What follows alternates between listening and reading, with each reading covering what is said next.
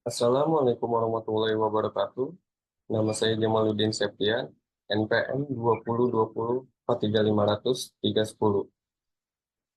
Saya akan mendemonstrasikan program aplikasi tugas akhir saya yang berjudul Sistem Pendukung Keputusan Penentuan Bonus Karyawan Catering dengan metode Simple Additive Planning pada Baraya Catering di Jakarta berbasis Java NetBeans.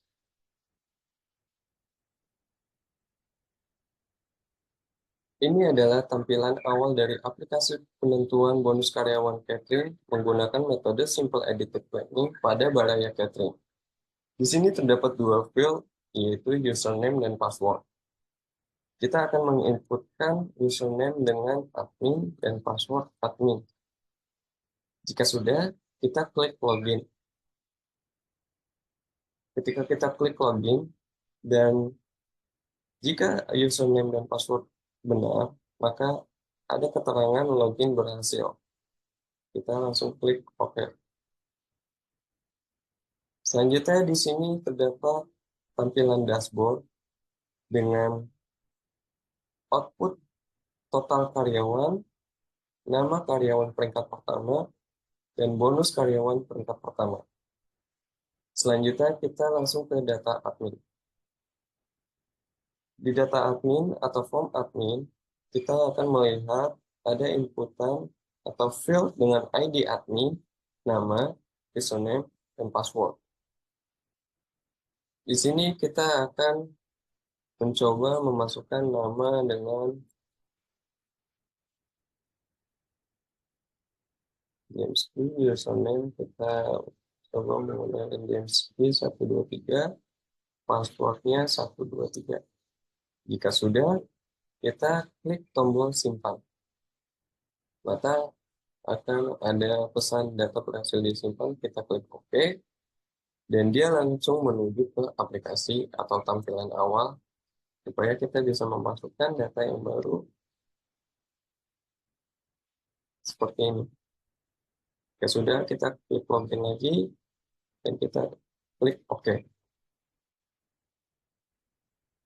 Selanjutnya kita akan ke data karyawan. Di data karyawan ini kita akan melihat ada field ID karyawan, nama karyawan, jenis kelamin, tanggal lahir, jabatan, agama, alamat, dan nomor HP. Dan di sini juga terdapat beberapa tombol atau button, yaitu simpan, ubah, hapus, dan kosongkan. Langsung saja kita akan menginputkan ID karyawan. Kita akan menginput ID karyawan, misalnya seperti ini.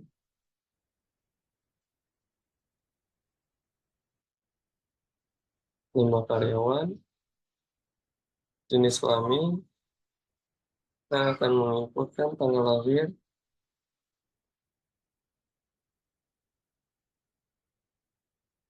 dan kita akan menginputkan jabatan. Selanjutnya kita akan menginputkan kolom agama,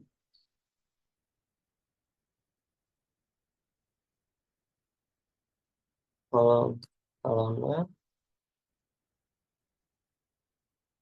dan yang terakhir nomor handphone.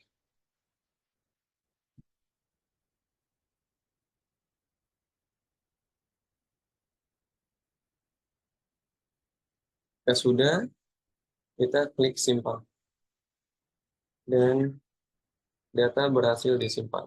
Kita klik OK.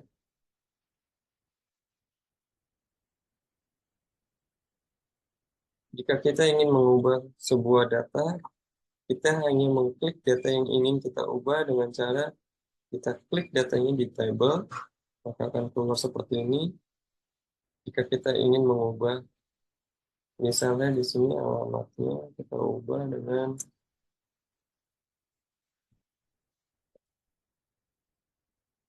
sudah, kita klik ubah. Data berhasil diubah, dan di sini akan berubah datanya. Selanjutnya kita ke data bobot. Di form data bobot, kita akan melihat kriteria-kriteria yang digunakan dalam tugas akhir ini. Itu ada kinerja dengan atribut benefit, yang kedua ada kedisiplinan dengan atribut benefit, yang ketiga ada lama kerja dengan atribut benefit, yang keempat ada tingkat kehadiran dengan atribut benefit, dan yang terakhir ada efisiensi waktu dengan atribut benefit. Ini adalah nilai-nilai yang digunakan dalam tugas akhir saya. Di sini ada nilai kriteria kinerja 0,3 atau sama dengan 30%, ada kedisiplinan dengan nilai 0,25 sama dengan 25%, lama kerja yaitu 0,2 sama dengan 20%, tingkat kehadiran dengan nilai 0,15 atau sama dengan 15%, dan yang terakhir ada efisiensi waktu dengan nilai 0,1 atau sama dengan 10%. Selanjutnya kita akan ke data alternatif. Di data alternatif ini terdapat beberapa field yang harus kita isi. Pertama-tama kita akan mencari ID karyawan yang sudah kita buat sebelumnya. Misalnya, kita akan memasukkan ID karyawan 12. Maka, dia langsung muncul data ID karyawan 12 dengan nama Agung Fahmi. Di sini kita akan memasukkan nilai-nilai kriteria yang sudah kita tentukan. Kinerja kita akan memasukkan nilai 4. Kedisiplinan kita akan memasukkan nilai 5. Lama kerja kita akan memasukkan nilai 3. Tingkat kehadiran kita akan memasukkan nilai 4. Efisiensi waktu kita akan memasukkan nilai 3. Nilai-nilai ini sangat penting digunakan untuk memeringkatkan atau melihat seberapa penting alternatif ini untuk menentukan siapa peringkat pertama secara berurutan dari nilai rankingan yang paling besar sampai rankingan yang paling kecil. Range penilaian yang paling tinggi dimulai dari 5 dan yang paling kecil 1. Ya sudah, kita klik simpan. Kita klik OK. Kita akan mencari, kita sudah melihat nama-nama daftar karyawan yang akan dihitung nilai-nilainya. Setelah itu kita akan klik normalisasi untuk menormalisasikan nilai-nilai dari kriteria-kriteria yang sudah ditentukan. Maka di sini akan muncul nilai-nilai yang sudah dinormalisasikan. Maka selanjutnya kita akan menentukan peringkat-peringkat karyawan dengan cara mengklik tombol tentukan peringkat.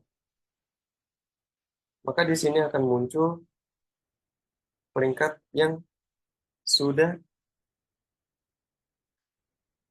memiliki nilai mulai dari yang terbesar sampai yang terkecil.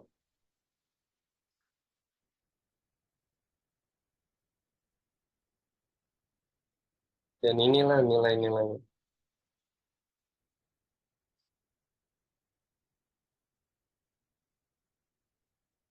Selanjutnya kita akan melihat daftar laporan atau data laporan. Di sini memiliki 4 button, mulai dari data karyawan, data bobot, data alternatif, dan data peringkat. Ketika kita akan ingin mencetak data karyawan, kita hanya mengklik data karyawan, maka akan muncul report atau PDF dari data karyawan dengan data-data yang sudah kita inputkan sebelumnya. Selanjutnya kita akan melihat iReport atau PDF dari data laporan bobot.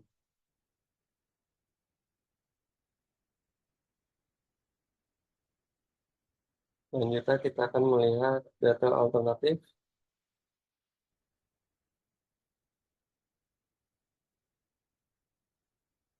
Data alternatif yang kita sudah buat atau kita tentukan di dalam data alternatif dengan memiliki kolom ID alternatif, ID karyawan, nama karyawan, C1, C2, C3, C4, C5. C1 sampai C5 ini merupakan nilai-nilai kriteria yang sudah kita inputkan sebelumnya.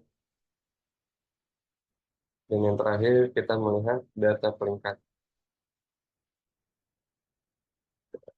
Di sini kita akan bisa melihat data peringkat bonus karyawan yang diurutkan mulai dari yang paling pertama dengan nilai yang paling besar, yaitu ID karyawan IDKRW 06, peringkat 1, nama karyawan Fitri Handayani dengan nilai 0,87 dengan bonus sebesar 3,480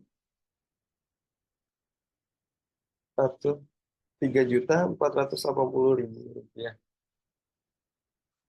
dan seterusnya.